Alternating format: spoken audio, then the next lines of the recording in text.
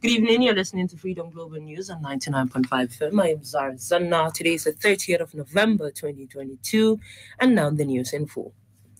Kano State government reverses decision to ban tricycles at Dede so on major roads as a result of the community complaining about the situation they are in today due to the fact that they are not allowed to ride on major roads in the metropolis. The managing director, Karota Kano Bafa Babadang Agundi, confirmed this evening during a press conference. The Agundi said that now any tricycles can ride on any road in Kano State. State government has said that it will distribute vehicles it has produced to taxi and NAPEP drivers in order to reduce unemployment. The managing director of Kano State Investment Property, Dr. Jibrila Muhammad, disclosed this in a press conference today. Muhammad added that the production of vehicles will help to beautify Kano State in the field of transportation, reducing traffic congestion and accidents in the state.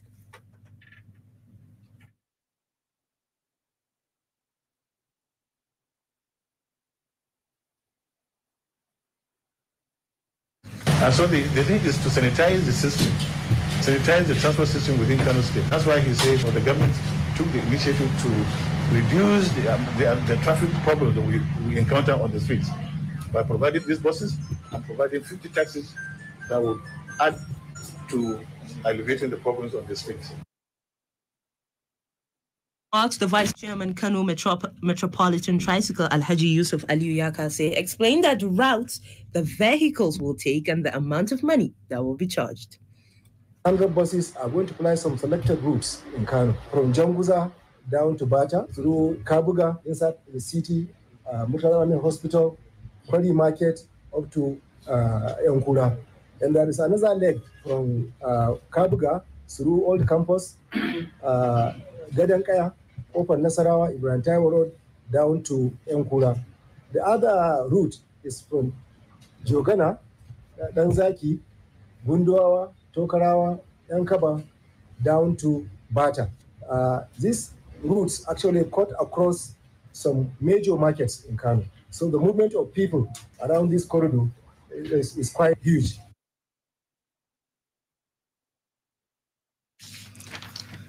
The Kano State government said that it will spend 2 billion naira to buy 100 buses. The buses will start picking up people from 6:30 in the morning to 8:30 at night.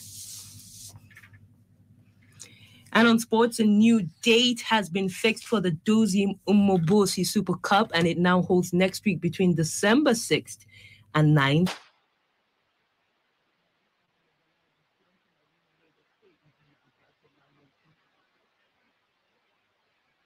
The tournament was initially slated to hold between December 1st and 4th, but was postponed for logistical reasons. The pre-session tournament involves 4 of the traditional clubs of the Nigeria Professional Football League will hold in Lagos with an unprecedented winner, taking all 100 million naira prize money at stake. The invitational tournament, sponsored by Dozie Mabusi Foundation, will feature former African Champions League winners, Enyimba International, 2 former African Cup winners, Rangers International, and Shooting Star Sports Club, 3SC, and Bendel Insurance. The big money tournament will also see each of the 4 invited clubs receiving 100 million naira appearance fee in the tournament, and it was guided that the games of the tournament will enjoy live broadcast streaming. Meanwhile, as several clubs continue to swarm around Nigeria International, Victor Osimhen, ahead of the next transfer window, former Liverpool striker Emile Heskey has urged the Reds to make a move for the Napoli striker. The former Lille player has been heavily linked with a move to Manchester United, while several top clubs in Europe, including Chelsea and Real Madrid, have also constantly been credited with an interest in the striker. Similarly, former Manchester United star Cristiano Ronaldo has reportedly agreed a record-breaking worth a whopping 172.9 million euros per year contract with Saudi Arabian club Al Nassr. Ronaldo is said to have sensationally agreed to a 2.5-year deal with Al Nassr that will see him play until the age of 40. In another update, and female on-field referee refereeing team will take charge of a men's World Cup game for the first time in tomorrow's group stage game between Costa Rica and Germany. French woman Stépine Perpad will be the first woman to referee at the men's World Cup. Perpad will be joined by assistant referees Brazil's Neuza Bach and Mexican-Korean Gil Medina at Al Bayt Stadium on Thursday. And on tennis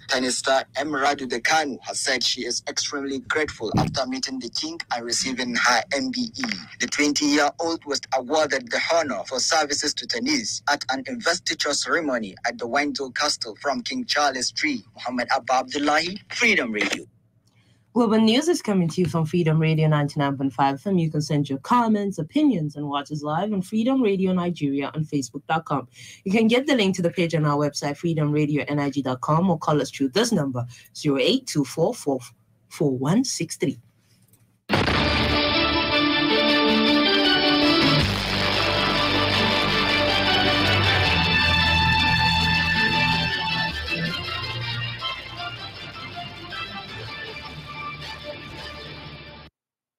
Welcome back. You're still listening to Freedom Global News on 99.5 FM.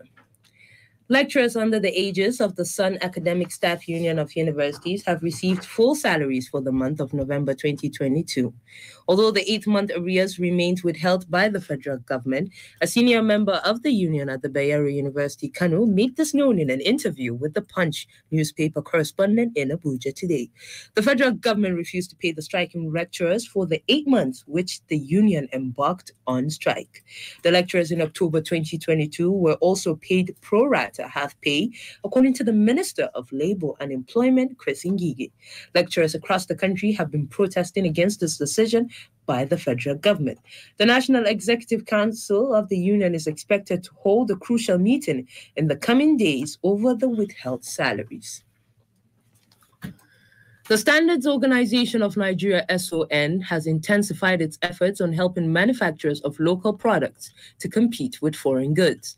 The Director General of the agency, Malam Farouk A. Salim, disclosed this today during a mandatory conformity assessment program certificate, MANCAP, award ceremony to Kano Manufacturing Industries held in the state. Malam Farouk A. Salim was represented by the Director Kano Regional, Mr. Albert Wilberforce, who stated that the certificate will encourage manufacturers to meet the requirements of halal products that are available worldwide.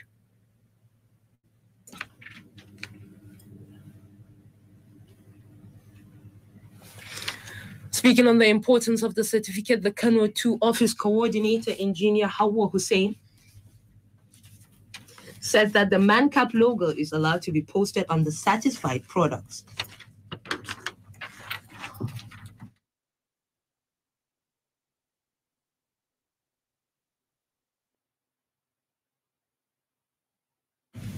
Correspondent Awal Hassan Fagir reports that the coordinator says that so far in Kano there is 102 manufacturers that are certified with MANCAP. For tomorrow's weather forecast in some cities in Nigeria and parts of Niger Republic.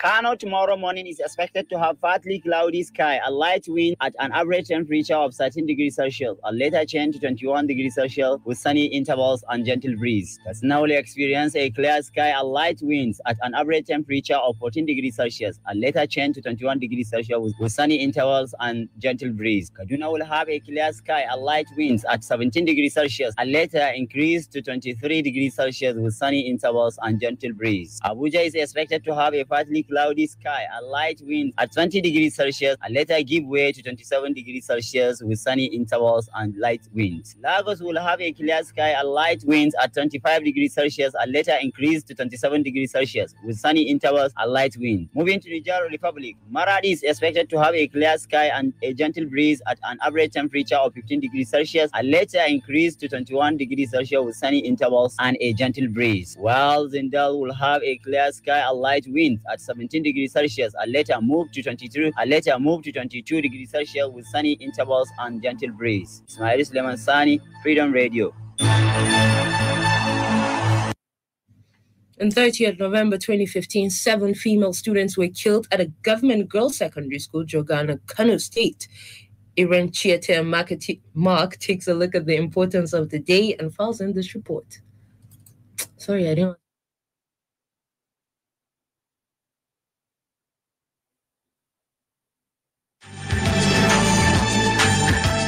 On this day, at least 7 students were dead, while 21 others were injured in a night fire at Government Girls Secondary School, Jogan, 20 kilometers from the city of Kano. Hospital school officials confirmed the deaths of the 7 female students, saying their bodies were deposited at Murtala Muhammad Specialist Hospital. A source at the school said the fire occurred at the biggest hostel of the school when the students were sleeping, and that the cause of the fire was still not known. The Executive Secretary of Secondary School Management Board, Hussaini Ganduji, also confirmed deaths of 7 students in the fire, saying those who sustained injuries were currently receiving treatment. A statement Sunday night by Usman Bello to the Director of Press to the Deputy Governor, Hafiz Abubakar, said the fire had been put under control in the night and the affected students were rushed to the hospital. Yerin Chatima, Freedom Radio. And business, Abdurrahman Hamis in Medina has updates.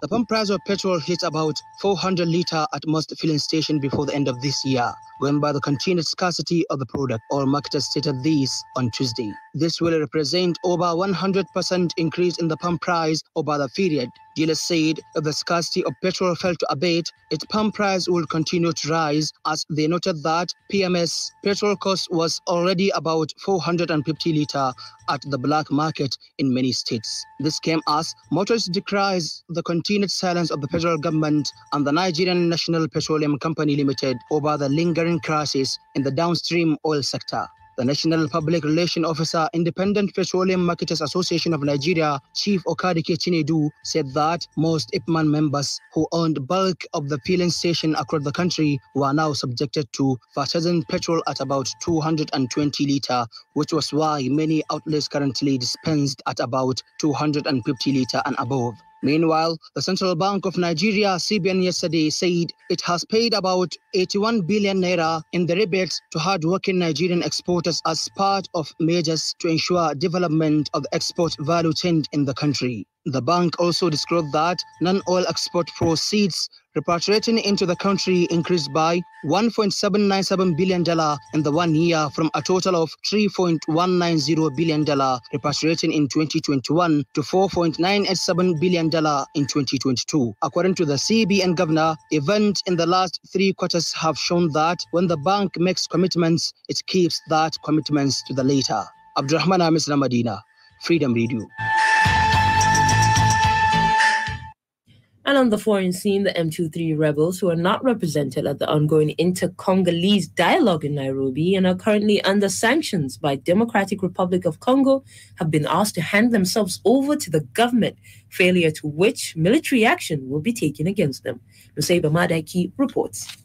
The Democratic Republic of Congo government has retreated that it will not offer amnesty to a group which continues to defy calls for cessation of hostility and exit from the area of Bunagana, Rutshuru, and Kiwanja, where they were last week asked to leave after the last meeting of the Luandan process in Angola. President Felix Tshisekedi's special envoy Serge Shibangu Wednesday told the armed group attending the third Nairobi peace process on.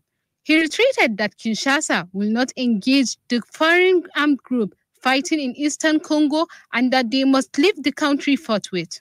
Meanwhile, a day after, UK Prime Minister Rishi Sunak said the country's golden era with China was over.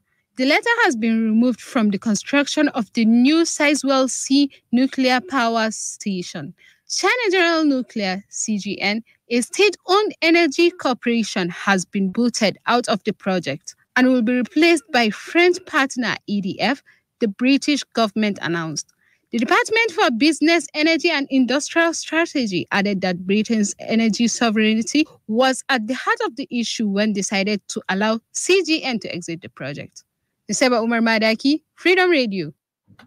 And with that, we've come to the end of today's Global News. On behalf of the entire production team and I, Zara Zanna, thank you for listening.